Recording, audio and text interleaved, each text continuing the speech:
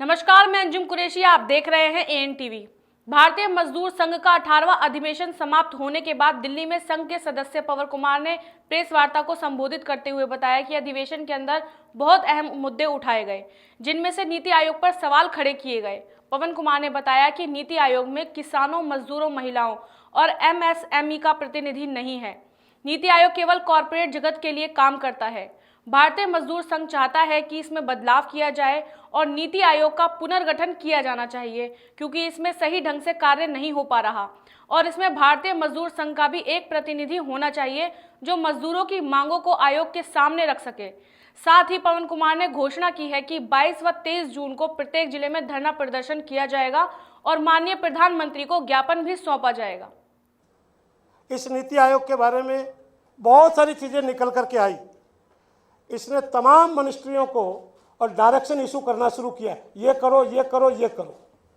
आज का एक ताज़ा उदाहरण है, अभी तक प्रोविडेंट फंड, भविष्य निधि, ये 12% कर्मचारी की काटी जाती है और 12% ही प्रबंधन जमा करता है।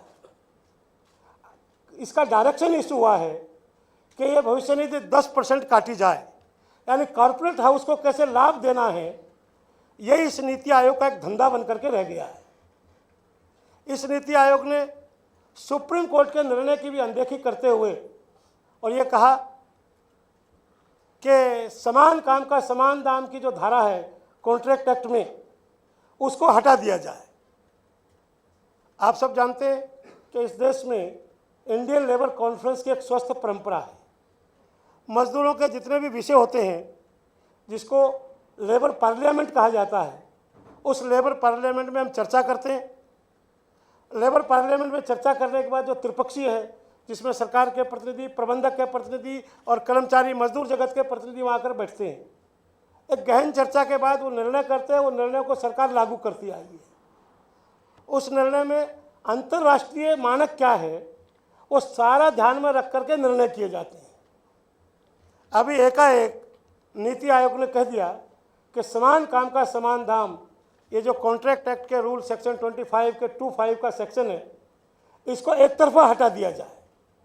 यानी सुप्रीम कोर्ट देश का कहता है कि समान काम का समान दाम लागू करो और हमारा नीति आयोग ये कहता है कि इसको हटा दो। इस नीति आयोग ने भारत की परिस्थितियों की अनदेखी करते हुए ये कहा कि महिलाओं को रात को और काम करने का अधिकार मिलना चाहिए, जेंडर डिस्क्रिमिनेशन नहीं चाहिए। हम भी जेंडर डिस्क्रिमिनेशन के पक्ष में नहीं है, किंतु इस देश की जैसी परिस्थिति है, देश में जैसे सुरक्षा का वातावरण है, उसमें महिलाएं रात में बाहर काम करने जाएंगी, जो दिन में भी सुरक्षित नहीं है, वो रात में कितनी सुरक्षित रहेंगी, ये एक बड़ा प्रश्न है। और यहाँ के भारत की परिस्थिति पश्चिम के देशों से अलग है। मुझे ऐसा लगता है कि इस नीति आयोग में बहुत सारे पश्चिम के आधार पर विचार करने वाले लोगों का एक जमावड़ा बन करके रह गया है। ऐसे नीति आयोग में अभी उसने एक सुझाव दिया, जिसके कारण से भारत सरकार को भी और शर्म आई और तुरंत देश के वित्त मंत्री ने उस प्रस्ताव को रिजेक्ट किया। इन्होंने क्या कहा कि देश के किसानों पर भी को आयकर के दायरे में लाया जाना चाहिए।